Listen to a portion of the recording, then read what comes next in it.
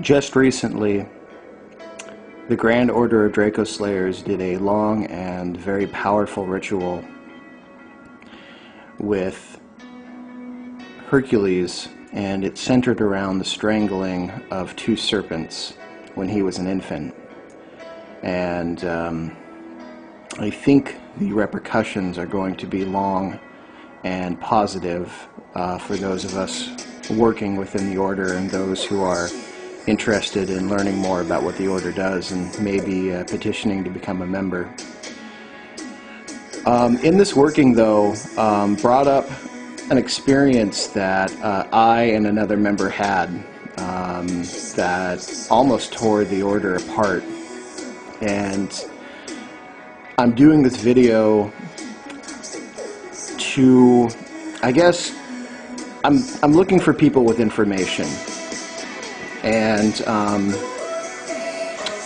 I don't want to give a lot of details because I don't want to be accused of foreshadowing, but it's important that if you're out there and you have any details or if you have anything that could help us sort this together, it would be great if you came forward. I'm getting the feeling strongly that someone out there knows something and can definitely help us put together the pieces. I and a friend of mine, I'm going to say this has happened between 2006 and 2008, had met a Native American medicine man. I'm not going to say from what tribe or from what state. And we talked with him for a couple months, and we really pressed him about his knowledge of snake brothers and star brothers. And he finally let us know that his people were well aware of the snake brothers and star brothers and had a healthy mistrust of both, although they distrusted the snake brothers far more.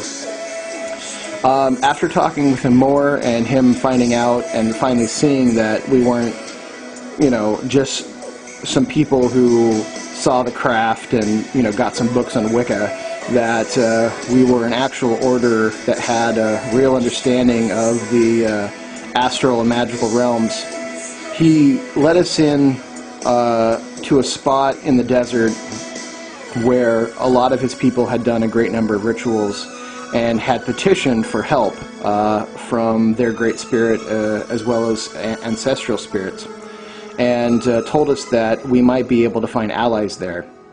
So I and this friend went to this place, and we spent, I'm going to say, 4 to 5 days.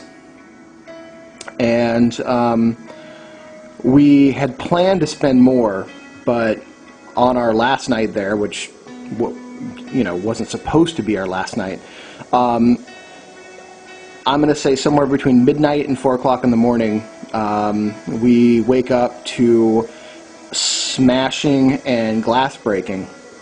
And now, this is in the desert, and for those of you who have done desert camping, it is pitch black out there, even with full moon.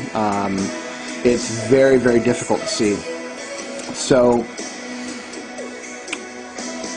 what we could make out with my friend's flashlight was there was a very large man picking up rocks, and big rocks, and hurling them through our windshield of the truck that we had come in.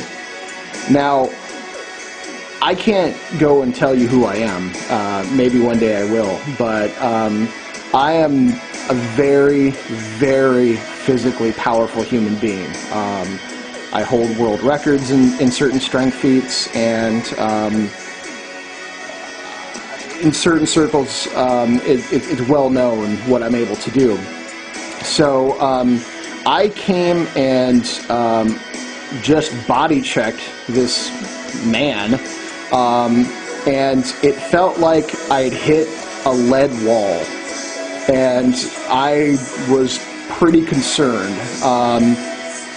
The friend that was with me came around and started punching him from behind, and I could tell that this man, or I say man loosely, had no physical reaction to being hit, and focused all his attention on me because I feel that he felt I was the bigger threat.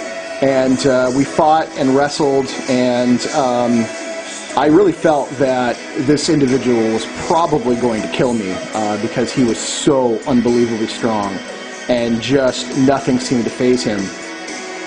Well, we got to the point where I was able to come really hard down into his knees with my shoulder.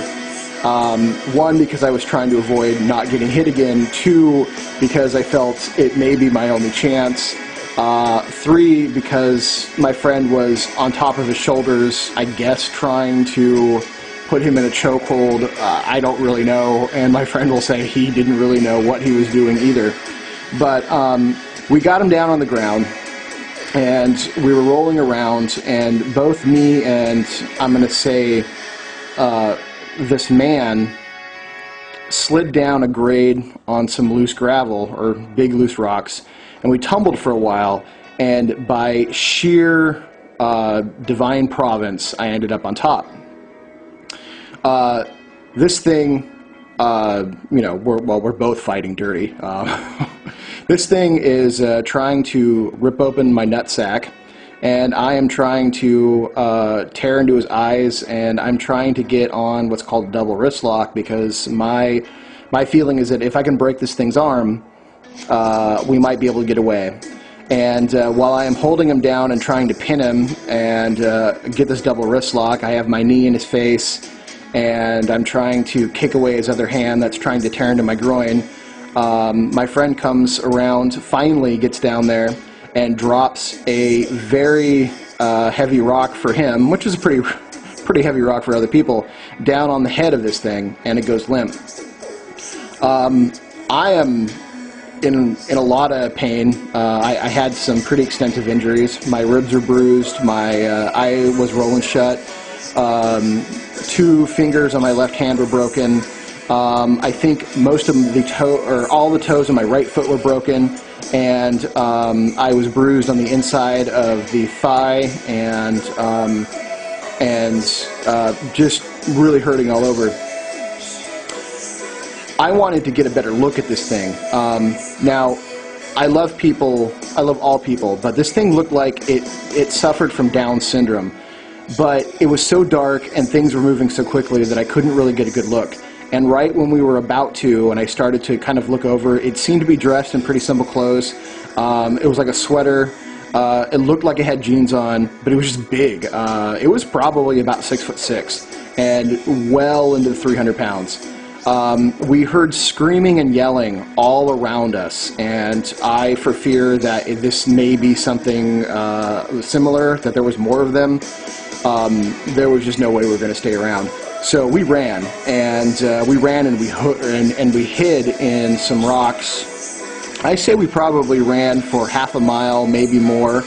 The screaming and yelling went on for a couple hours and ended just before daybreak. We came back to camp.